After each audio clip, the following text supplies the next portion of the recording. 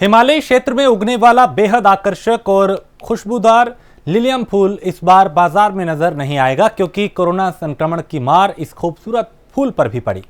पिछले साल लिलियम फूल को बाजार ना मिलने से किसानों को 8 से 10 लाख का नुकसान उठाना पड़ा, जिसे देखते हुए इस बार हिमालयी क्षेत्रों के किसानों ने लिलियम फूल की पैदावार ही नहीं की।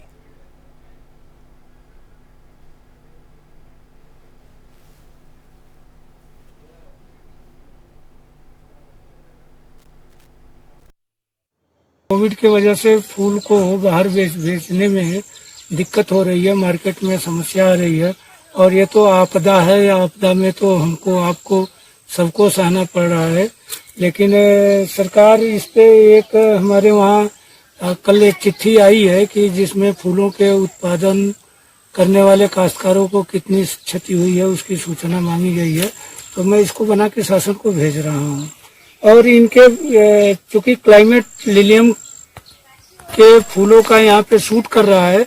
मैंने पिछले बार भी 1000 बल्ब लिलियम के लगाए थे। उस टाइम भी कोविड की वजह से इसकी बिक्री नहीं हो पाई थी, और इस बार भी 1000 पौधे बल्ब दोबारा से लगाए हैं, और इस बार भी कोविड की वजह से इसकी मार्केट नहीं मिल पाई। पिछले बार भी इस बार भी जितने भी फूल उत्पादक हमारे क्षेत्र में हैं सभी को नुकसान हुआ है। तो मैंने इसी के संबंध में पिछले बार एप्लीकेशन भी दी थी एक सरकार को, शासन प्रशासन को, और ऐसे हम जैसे कृषकों को अभी तक कोई मदद उस तरीके से नहीं मिल नहीं पाई। अल्मोड़ा में बनाए जा रहे मेडिकल कॉलेज को बहुत पहले अस्तित्व में आ जाना था, लेकिन निर्माण में धीमी गति के चलते अब तक कॉलेज का काम अधर में है, जिसको लेकर जिलाधिकारी वंदना सिंह ने आज निर्माणाधीन मेडिकल कॉलेज के कार्यों का निरीक्षण किया। उन्होंने कहा कि प्रथम एलओपी के लिए किए जाने वाले कार्यों को निश्चित सीमा के अंदर पूरा करने का निर्देश दिया।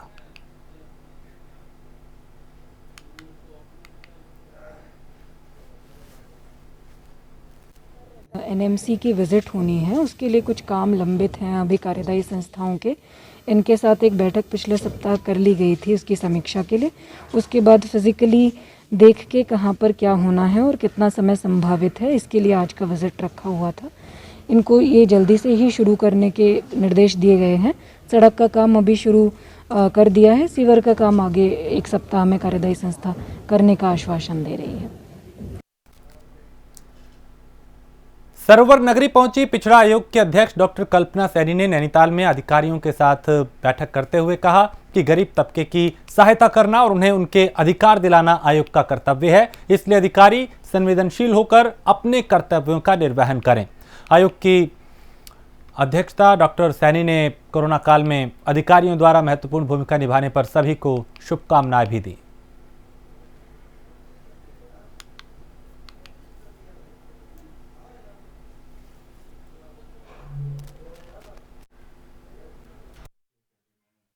जनमानस यहाँ के उसमें भी एक बड़ा समाज ओबीसी का है, तो ओबीसी आयोग इसके लिए चिंतित था कहीं ऐसा तो नहीं है कि उस समाज के लोगों को वंचित किया जाएगा। उसके लिए समीक्षा की, भविष्य में तीसरी लहर को लेकर जानकारी ली, जाति प्रमाण पत्र को लेकर के अगर प्रशासन के सामने कोई परेशानी आ रही है वो भी हमें बताए, उसको भी हम समाधान का प्रयास करेंगे।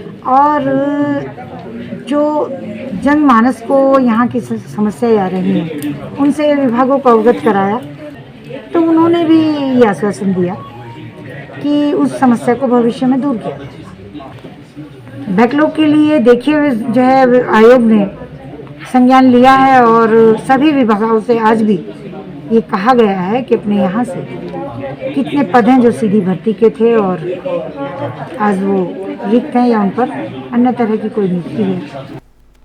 देवस्थानम बोर्ड की तरफ से पिछले साल के एक आदेश के बाद से केदारनाथ धाम में तनातनी का माहौल है। बता दें कि 4 धाम में देवस्थानम एक्ट के विरोध में पिछले 60 दिन से धरना प्रदर्शन जारी है। सोमवार को देर शाम पुलिस प्रशासन की तरफ से केदारनाथ मंदिर परिसर में धरना प्रदर्शन न किए जाने की बात से तीर्थ पुरोहित आक्रोशित हो उठे। उनका साफ तौर पर कहना है कि पिछले साल के आदेश को आधार बनाकर केदारनाथ धाम में धरना प्रदर्शन रोकने का दबाव बनाया जा रहा है। सरकार को चेतावनी देते हुए उन्होंने कहा कि देवस्थानम बोर्ड किसी के दबाव में नहीं आएगा, उनकी मांग नहीं मानी और तो आर पार की लड़ाई होगी।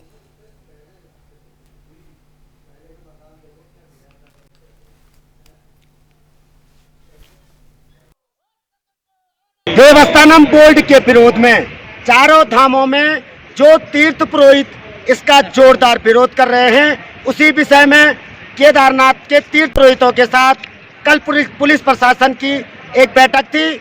उन्होंने कहा हमारे पास नीचे से एक जियो आया हुआ है, आप जो है केदारनाथ में धरना नहीं कर सकते हैं।